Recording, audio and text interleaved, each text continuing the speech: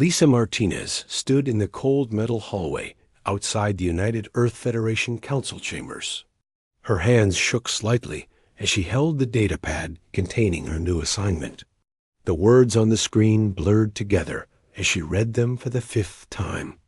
Deep Space Exploration Mission to the Outer Rim. Command of the vessel Horizon. Duration unknown. Expected return date unspecified. She knew what this meant.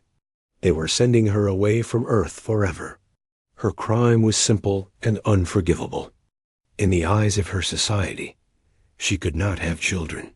The genetic tests had confirmed it 3 months ago. The results had spread through the military command faster than wildfire. Her own parents had been the first to turn their backs on her. General Carlos Martinez had called her into his office the day after the test results came back. He sat behind his massive desk, his uniform decorated with decades of service medals. His face was stone cold as he looked at his daughter. "You are no longer welcome in this family," he had said without emotion. "Earth needs strong bloodlines to survive in this galaxy. You cannot provide that. You are worthless to our species." Her mother, Admiral Diana Martinez, had been even worse. She refused to see Lisa at all. She sent only a brief message through an aide.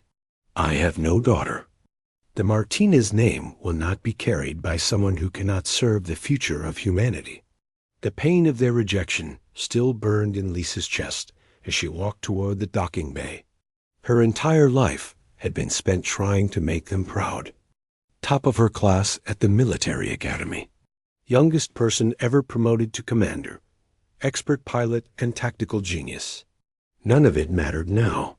All they saw was her broken reproductive system. The Horizon waited for her in Docking Bay 12. It was a smaller ship than she had commanded before, built for long-range exploration rather than combat. The crew was already aboard and waiting for her arrival. She had read their files during the past week. They were all volunteers for this mission. Most of them had their own reasons for wanting to leave Earth behind. Jake Morrison was her lead. Pilot. He had lost his wife and children in an alien attack on a colony world. He blamed Earth's government for not sending enough protection. Katie Bell was the chief engineer. She had been caught selling military technology to pay for her sick brother's medical treatments. Dr. Alex Turner was their medical officer. He had been stripped of his license on Earth for refusing to perform genetic modifications on children. They were all outcasts in their own way.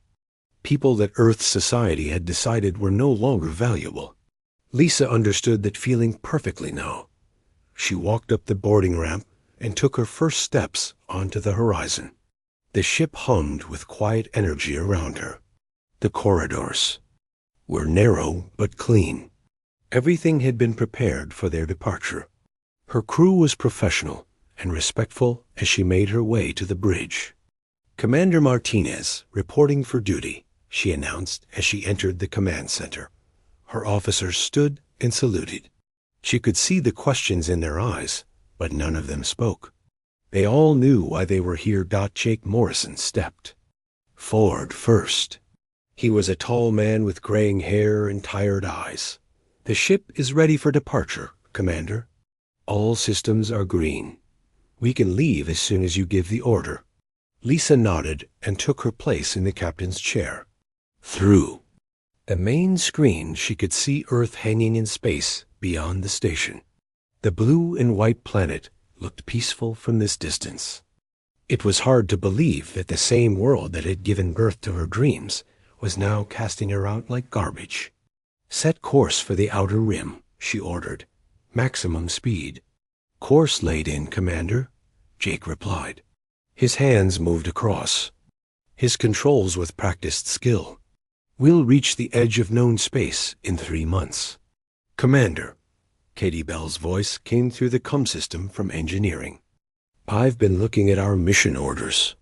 We're supposed to make contact with the Zephyrian Empire. Nobody has ever successfully negotiated with them before. Most ships that enter their space never come back." Lisa had read the same reports. The Zephyrians were a mystery to human intelligence. They controlled a large section of the galaxy, but rarely interacted with other species. The few encounters on record had ended badly for the other side. They were described as warriors who valued strength above all else. Their leader was called the Alpha King and was said to have ruled for centuries. "I know the risks," Lisa said into her com. "But this is our mission. We're going to be the first humans to establish peaceful contact with them." Dr. Turner spoke, up from his station. "With respect, Commander, why do you think we can succeed where others have failed?" Lisa was quiet for a moment as she considered the question. The truth was that she didn't know if they could succeed. But she also knew that they had nothing left to lose. Earth had already written them off as failures. This mission was their only chance to prove their worth. "Because we understand what it means to be rejected," she finally answered. "We know what it's like to be judged and found wanting. Maybe that will help us connect with them in a way that others couldn't." The ship shuddered slightly as they broke free of the space station's docking clamps. Through the view screen, Lisa watched Earth grow smaller as they accelerated away. She felt a strange mix of sadness and relief.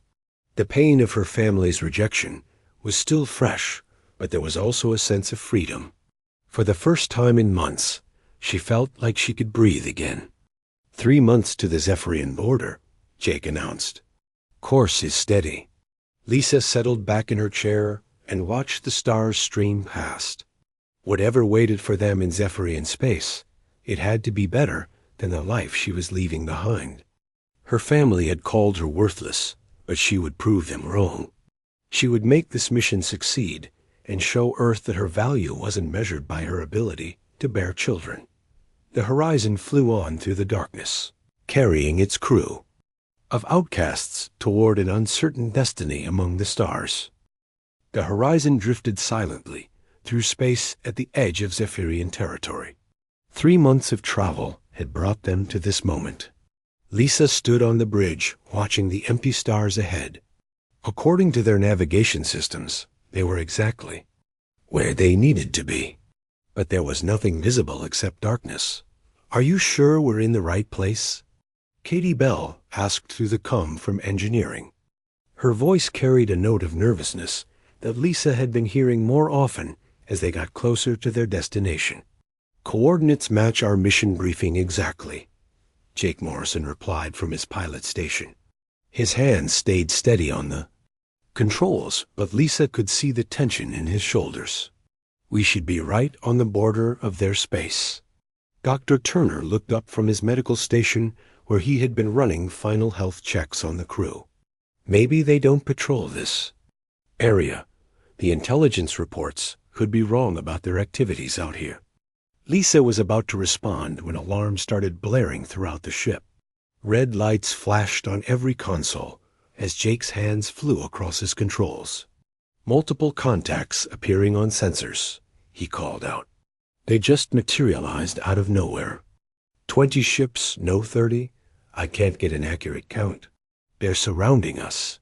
Through the main view screen, Lisa watched as massive alien vessels seemed to fade into existence around them. The ships were unlike anything in human design. They had smooth organic curves that flowed like living creatures. Strange crystalline structures jutted from their hulls, pulsing with blue and gold energy. Each ship was easily 3 times the size of the horizon. They were cloaked. Katie's voice came through the comm with awe and fear mixed together. "I've never seen cloaking technology that advanced. Our sensors couldn't detect them at all." "Commander, they're hailing us," Dr. Turner announced from his communication station. "Audio and visual transmission coming through." "Put it on screen," Lisa ordered. She straightened in her command chair and tried to project confidence she didn't entirely feel. This was the moment everything depended on. First contact with the most powerful and mysterious race in known space. The view screen flickered and changed to show the interior of one of the alien ships. Lisa found herself looking at a figure that took her breath away. The being on screen was clearly the ship's commander. He stood over 7 feet tall, with skin that had a silver blue tone like polished metal. His hair was long and white, flowing, over shoulders covered in armor that seemed to be made from the same crystalline material as his ship's. But it was his eyes that captured Lisa's attention. They were golden and seemed to hold the wisdom of centuries. "I am King Darius Veltar, of the Zephyrian Empire." The figure spoke in perfect English, though his voice carried a musical quality that was definitely not human. "You have entered our territory without permission. State your purpose or be destroyed." Lisa stood and stepped forward, so she was clearly visible on their transmission. "I am Commander Lisa Martinez of the United Earth Federation ship Horizon. We come seeking peaceful contact and diplomatic relations between our peoples." Darius studied her through the screen for several long moments. His golden eyes seemed to be measuring everything about her, from her posture to her tone of voice. Lisa had the strange feeling that he was seeing far more than just her physical appearance. "You are very small for a ship commander," he finally said. "And female. Do humans commonly place their weakest members in positions of authority?" The comment might have been intended as an insult, but Lisa heard genuine curiosity in his voice, rather than mockery. She kept her expression neutral as she responded. "Humans place their most capable members in command positions, regardless of size or gender. I have earned my rank through skill and achievement, not physical strength." "Interesting," Darius said.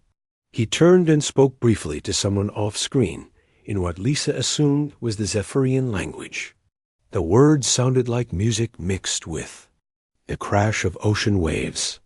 "My advisors tell me that no human ship has ever approached our territory with peaceful intent. Most of your species seem to prefer launching attacks or sending spy vessels." "We are not here to spy or attack," Lisa replied firmly. "We seek to establish trade relations and mutual understanding between our civilizations. Both our peoples could benefit from cooperation rather than conflict." Darius was quiet again, his golden eyes studying her intently. Lisa could feel her crew watching her every move from their stations. The next few minutes would determine whether they returned to Earth as heroes or became another ship that disappeared in Zephyrian space. "You speak of cooperation," Darius said finally. "But what could humans possibly offer the Zephyrian Empire? We have observed your species for decades. You fight constantly among yourselves. Your technology is primitive compared to ours. Your military tactics are crude and wasteful." Lisa felt a flash of anger at his dismissive tone, but she forced it down. Getting emotional would only prove his point about human weakness. Instead, she drew on her years of military training and diplomatic study. "Human innovation comes from our diversity of thought and approach," she said calmly. "We may not have your advanced technology, but we excel at finding creative solutions to complex problems. Our different perspectives allow us to see opportunities that others might miss." "Creative solutions." Darius repeated the phrase as if testing how it sounded. "You claim to be innovative. Prove it. How would you like me to do that?" Darius smiled for the first time since the conversation began. It transformed his stern features and made him look less intimidating and more intrigued. "Come aboard my flagship as my guest. Bring your senior officers. If you truly seek peaceful relations, you will trust us enough to leave your ship." Lisa's crew exchanged worried glances. Every report they had read about the Zephyrians emphasized their warrior culture and quick temper. Boarding their ship could be a death sentence, but it could also be the breakthrough they needed. "I accept your invitation," Lisa said without hesitation. "I will come aboard with my pilot and chief engineer." "You would leave your ship so easily?" Darius asked, surprise clear in his voice. "Are you not concerned for your safety?" "I am concerned," Lisa admitted honestly. "But trust must begin somewhere. If we are to have peaceful relations, Someone must take the first step. Darius nodded slowly, as if approving of her response. Courage in the face of uncertainty. Perhaps humans have more potential than we believed. Prepare to be transported. Aboard the Starfire, and Commander Martinez, bring no weapons. They would be useless against us anyway. The transmission ended, and the view screen returned to showing the massive alien ships surrounding them. Lisa turned to her crew and saw a mixture of admiration and terror in their faces. "Jake, Katie, you're with me," she announced. "Dr. Turner, you have command while we're gone. If something happens to us, take the ship back to Earth and report."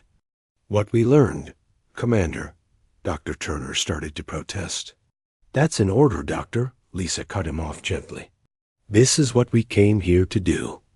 Minutes later, Lisa found herself standing in a column of golden light that had appeared in the Horizon's transport room. The sensation was like being dissolved and reformed in the space of a heartbeat.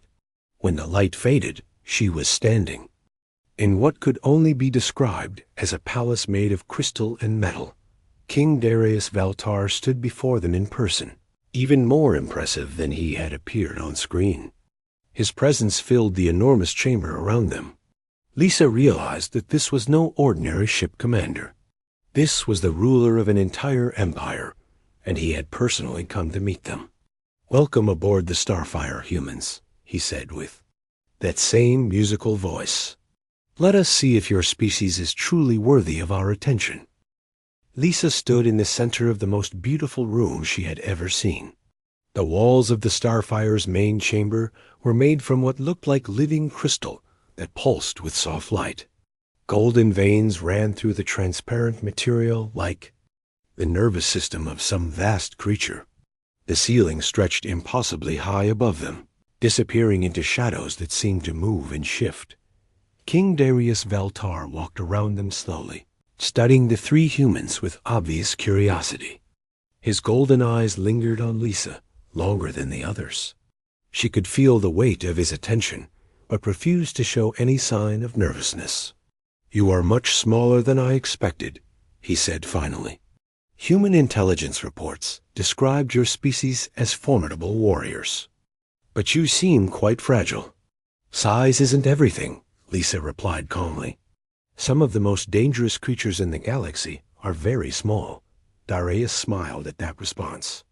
It was a genuine expression of amusement, rather than the cold politeness she had expected. Wise words. "I have learned not to underestimate any opponent, regardless of their appearance." He gestured to several tall figures that had been standing silently in the shadows around the room. They stepped forward, and Lisa got her first clear look at other Zephyrians. Like their king, they were all tall and powerfully built. Their skin had the same silver-blue tone, and their eyes glowed with various shades of gold and amber. Their armor was works of art, each piece clearly crafted for its specific wearer. "These are my senior advisors," Darius explained. "General Kane commands my military forces. Admiral Vera oversees our fleet operations. Scholar Thane manages our intelligence-gathering efforts." Each advisor studied the humans with expressions ranging from curiosity to suspicion. Lisa could tell that not all of them approved of bringing aliens aboard their flagship. "Your Majesty," General Kane spoke up, his voice carrying the roughness of countless battles. "Are you certain it is wise to allow these creatures access to our ship? We know nothing of their true intentions." "Peace, Kane," Darius replied without taking his eyes off Lisa. "They came here unarmed and alone. That shows either great courage or great foolishness. I am curious to determine which." He turned and began walking toward what appeared to be an exit from the chamber. "Come, humans. You wish to discuss cooperation between our peoples. Let me show you what the Zephyrian Empire has accomplished." Lisa followed with Jake and Katie close behind her. They walked through corridors that seemed to have been grown rather than built.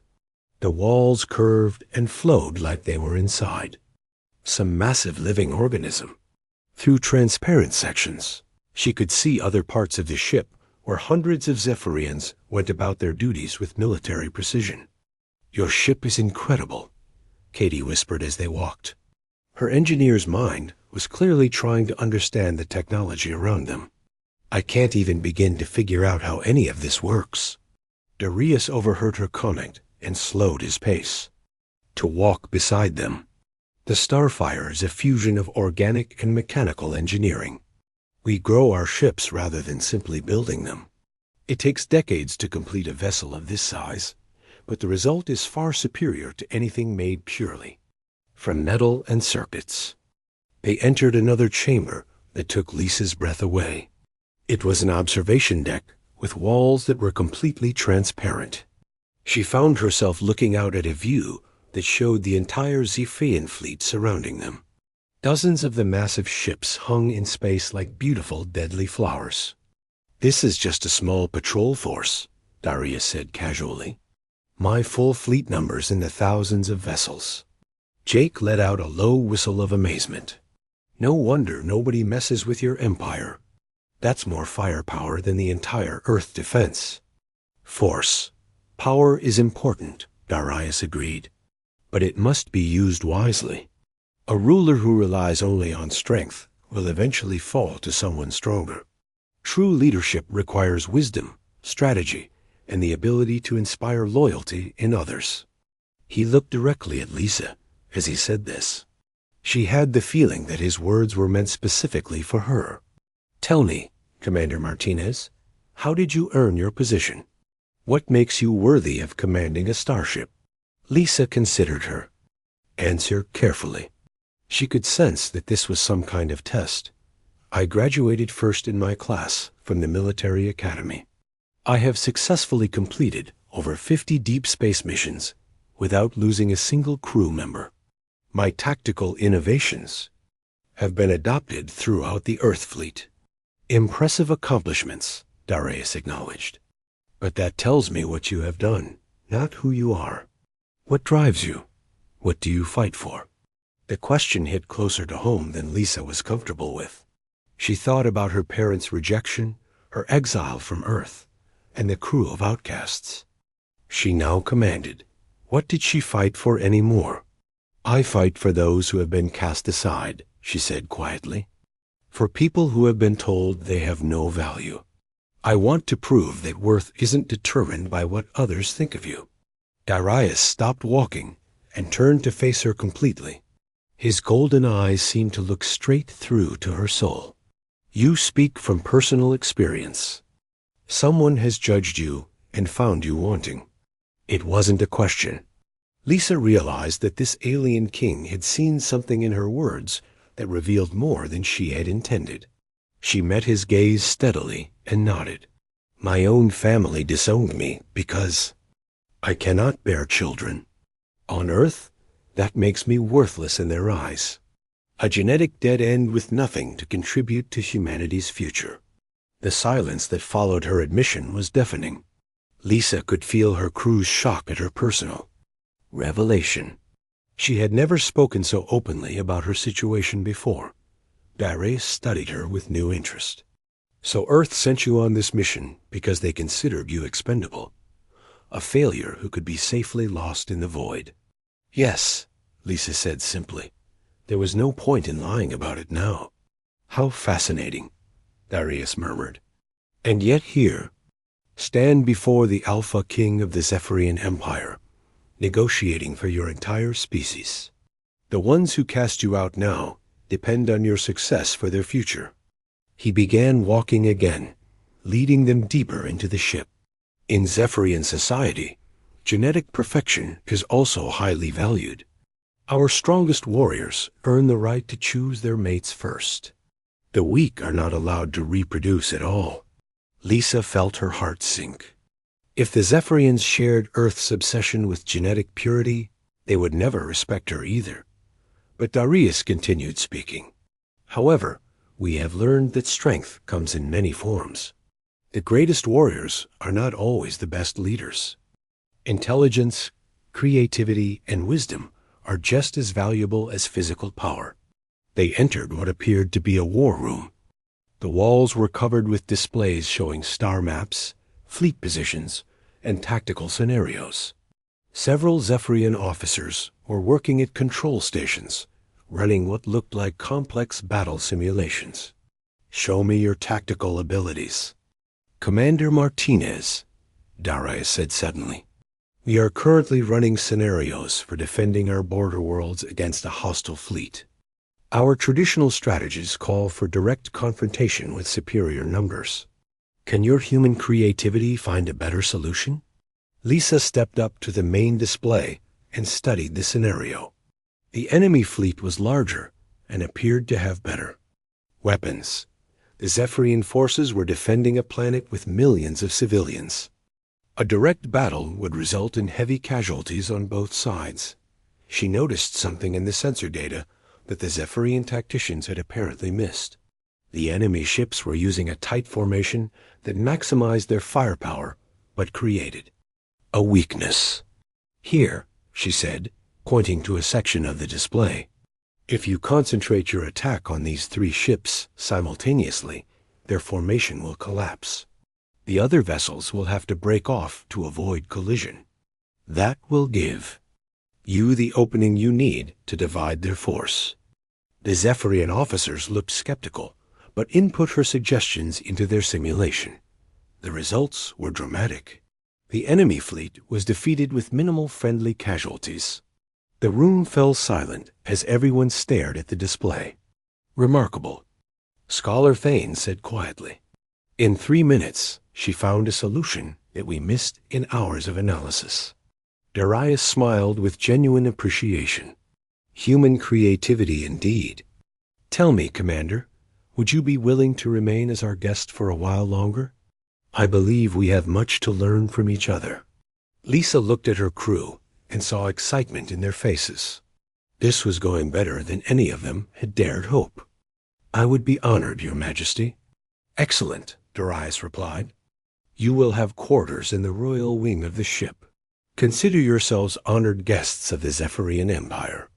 As they were led away to their new accommodations, Lisa couldn't help but feel amazed at the turn of events. She had come here as an outcast from Earth, expecting to face rejection or death. Instead, she was being treated like visiting royalty by the most powerful ruler in the galaxy. The man who had called her worthless was her own father. The alien king who barely knew her was treating her like gold. Lisa had been living aboard the Starfire for 6 weeks now. Her quarters in the royal wing were more luxurious than anything she had ever experienced. The rooms were spacious and filled with beautiful artifacts from across the Zephyrian Empire. But what amazed her most was how Darius continued to treat her as an equal, despite the obvious differences in their status.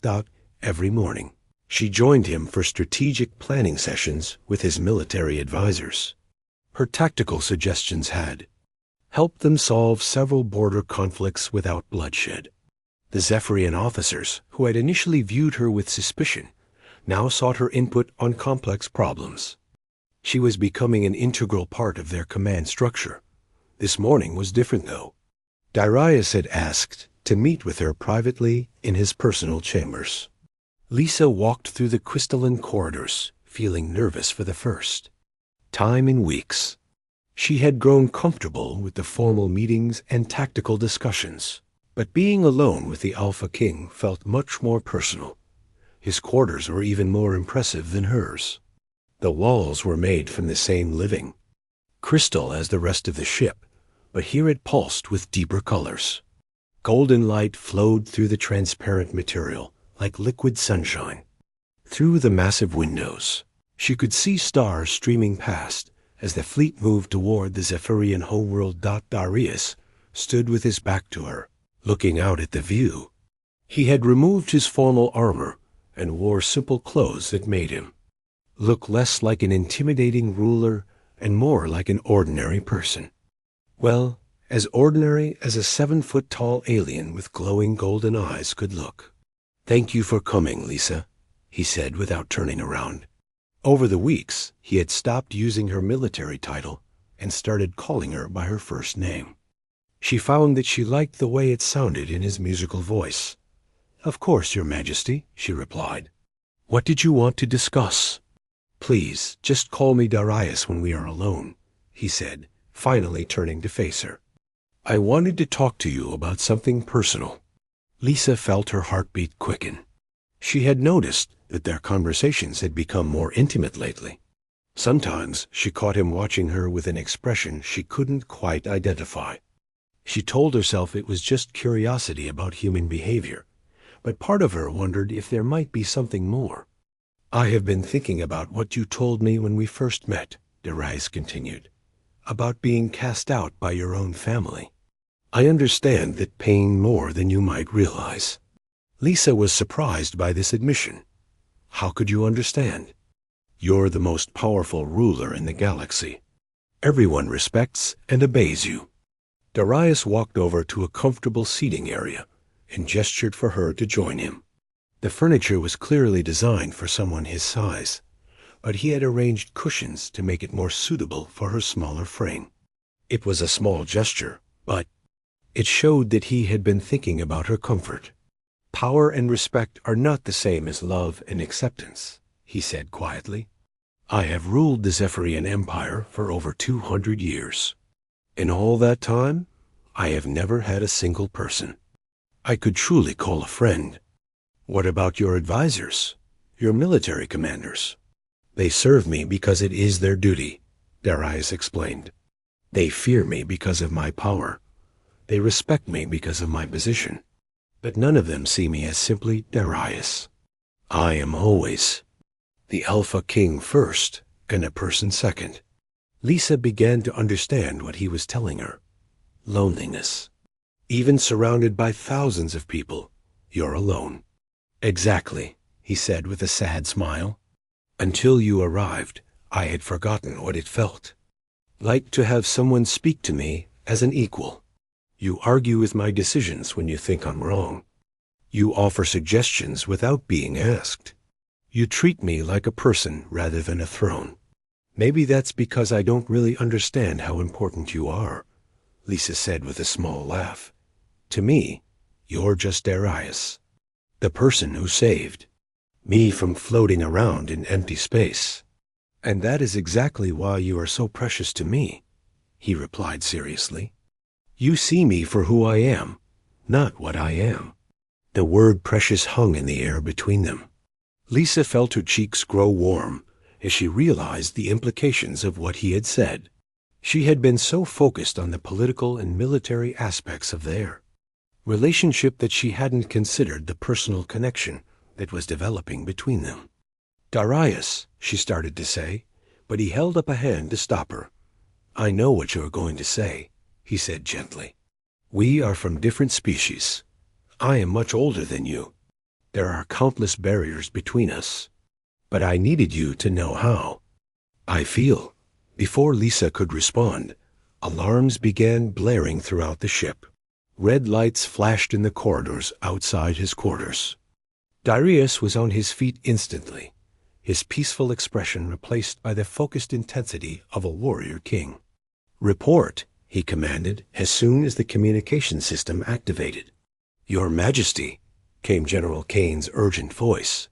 "We have received a distress signal from Zephyr 3, one of our mining colonies. They are under attack by unknown vessels. The Planetary Defense Force is requesting immediate assistance." "How many enemy ships?" Darius asked as he quickly put on his armor. "Sensor. Readings indicate at least 50 attack vessels, possibly more.